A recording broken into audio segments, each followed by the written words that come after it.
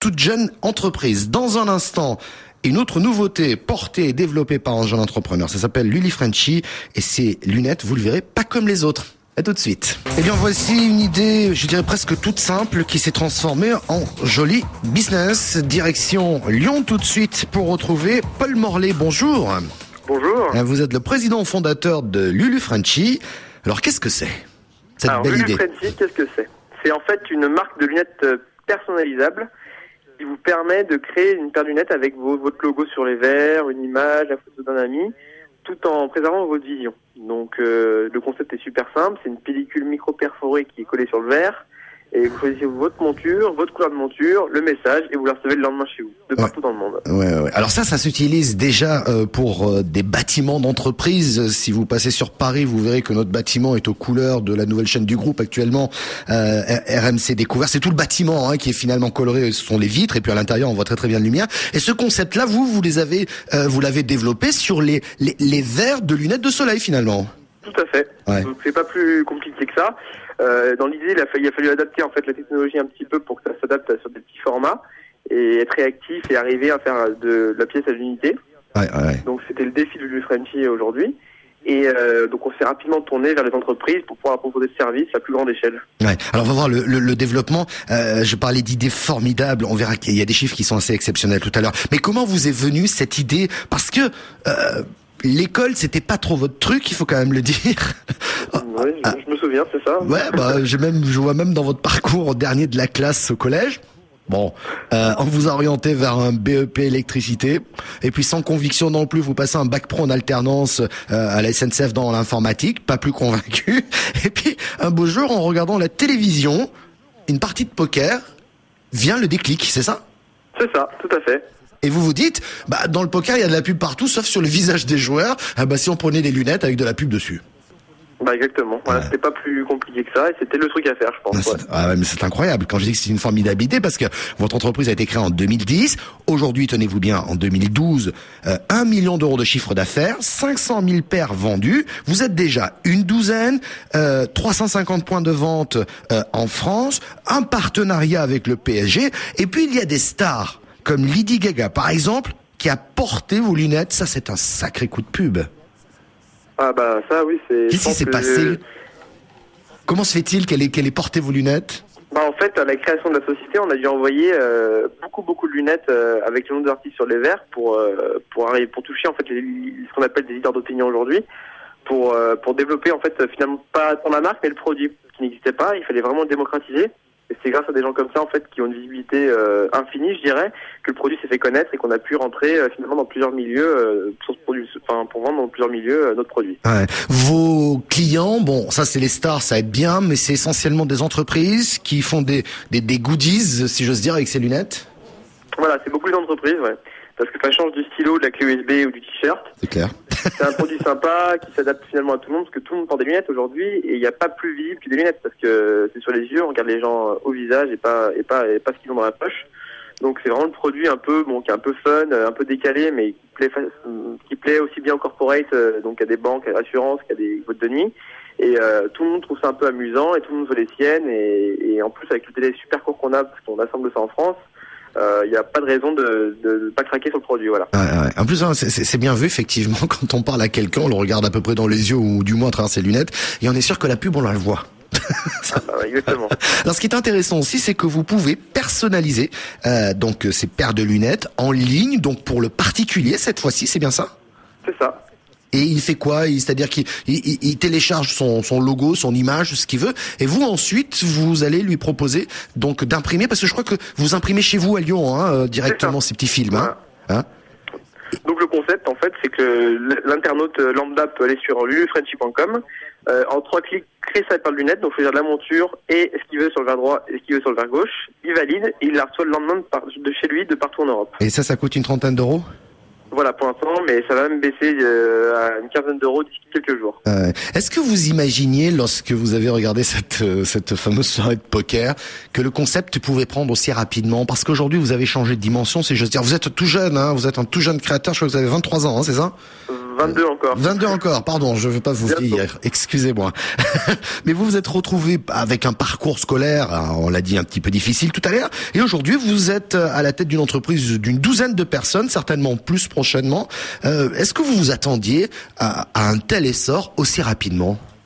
Bah, pas du tout déjà, et c'est vrai que c'est une bonne surprise et à la fois pas mal de soucis à gérer parce qu'on n'est pas formé à ça. En tant qu'autodidacte, on m'a jamais formé à ça.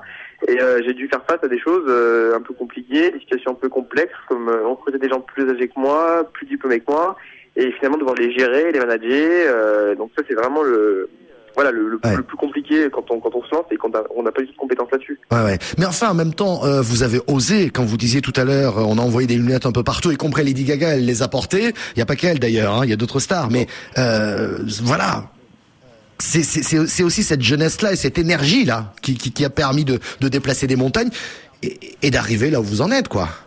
Bah oui, c'est sûr, et c'est pour ça que j'invite tous les jeunes aussi qui ont un peu le même parcours que moi à faire la même chose, parce que c'est vrai qu'aujourd'hui c'est un peu dommage que des profs choisissent pour faire toute notre vie derrière, et qu'il faut vraiment croire en ses idées et développer je dirais même se réaliser en fait. Et donc j'aide pas mal de jeunes aujourd'hui. Et c'est vrai que c'est pas facile, même au niveau administratif, de monter une société, d'y aller.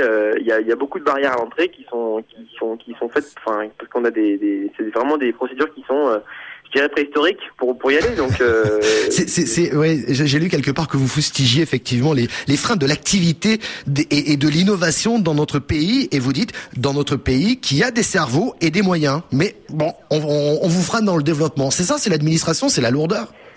Bah oui, parce que aujourd'hui, c'est vrai que un truc tout bête, mais on dit c'est gratuit, on monte une société à 1 euro en une journée, mais en fait non, c'est une société, c'est peut-être 1 euro de capital, mais il y a des frais de grève, de publication, d'avocats obligatoires pour des statuts, des choses comme ça, donc on s'en tire pas à moins de 2 000 euros en général. C'est vrai.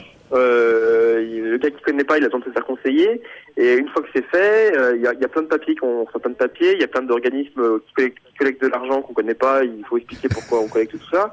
Et j'ai récemment monté, pas plus tard que la semaine dernière, une société aux États-Unis, et c'est vrai que c'est beaucoup plus facile là-bas, c'est beaucoup plus rapide, vous pouvez à la chambre de commerce à 21h si vous voulez, à 22h vous sortez, c'est fini. Et c'est vrai que c'est quelque chose de beaucoup plus simple, et alors que c'est en anglais, attention, et parce qu'on a un pays qui est assez ancien dans les procédures. Et je pense qu'il est temps de moderniser tout ça pour que finalement la France aille en avant et que les jeunes aillent en avant aussi et que ça suive le mouvement. Ouais, je ne peux être que d'accord avec vous, mais alors vraiment à 100%. Ça, c'est la réalité. Là, vous venez de nous donner un véritable témoignage d'entrepreneur et qui, je dirais, en plus autodidacte, vous avez tout découvert au fur et à mesure que vous avez avancé, et c'est une réalité. L'entreprise à 1 euro, ouais, mais après pour les statuts, pour tout le reste, et puis on paye toujours des choses, on sait même pas pourquoi. Bien souvent, ne serait-ce que l'annonce légale de la création de l'entreprise et tout ce qui va avec, ça greffe vite de l'argent dessus, et on sait pas pourquoi d'ailleurs. Mais bref, voilà, c'est ça. Je reviens à vos lunettes. Vos lunettes, elles sont produites en Chine. Et vous avez dit récemment que vous aimeriez bien finalement vous relocaliser la production, mais vous n'avez pas trouvé de fournisseurs compétitifs dans notre pays, c'est bien ça ? Bah non, malheureusement, j'ai pas réussi parce que moi je fais l'assemblage, la pression et le marquage en France. Mais la Chine, j'y vais un peu par défaut. C'est pas quelque chose qui me fait plaisir, mais c'est vrai qu'on me le reproche souvent, mais en même temps. Combien d'emplois j'ai pu créer en France grâce à ça aussi, parce que si je faisais en France, j'aurais pu sûrement créer moins chez moi, donc je pense que la balance est équilibrée aujourd'hui. Ouais. Et que actuellement, le plus important pour nous, c'est vraiment d'être compétitif. Et quand je suis allé voir les injecteurs de lunettes dans le Jura, qui est pas très loin de chez moi, et qu'ils avaient des délais plus longs que la Chine et un prix pas 2 fois, pas 3 fois, pas 4 fois, mais 20 fois plus élevé que la Chine. Et que finalement, mon prix de revient dépassait de 3 à 4 fois mon prix de revente actuel, c'est pas possible. Ah ouais, c'est clair. Mais c'est avec plaisir que je reviendrai ici, en France, ou d'ailleurs en Europe, où je pense qu'il y a des choses à faire encore. Ouais.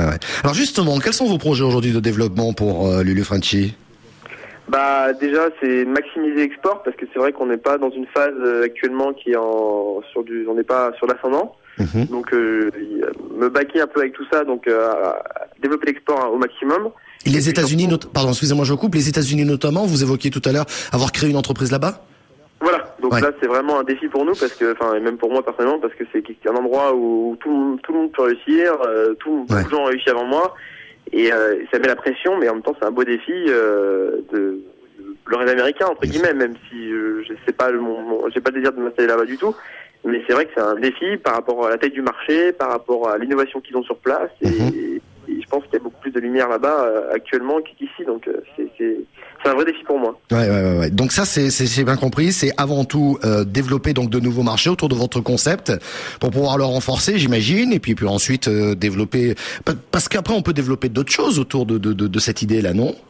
Une fois que j'ai compris comment les rouages d'une société, des fournisseurs, de comment on gère les clients, que je me suis fait mon réseau, mes clients, et je peux actuellement, passer sur un autre concept presque similaire sur un autre objet, et j'aurai toujours ma base de données actuelle que j'aurai plus à constituer, donc je dirais que la moitié du boulot sera déjà fait. C'est cette démarche-là et cette audace-là que je trouve courageuse et très intéressante à observer. C'est pour ça que je suis très content de vous avoir ici même dans le Business Club de France. Si vous êtes d'accord, on se recontacte d'ici, on va dire 3-4 mois pour voir comment les choses ont avancé. Avec plaisir. Voilà. C'est un peu logique maintenant. Voilà. Merci beaucoup Paul Morlet, fondateur de Lulu Frenchy. Merci bien. Merci. Alors, tous les sujets qui ont été traités dans cette émission et beaucoup d'autres, et on vous montrera notamment des images de ces lunettes avec de la publicité, bien entendu. Vous retrouverez tout cela sur notre blog businessclubdefrance.com. Merci de votre fidélité et à très bientôt.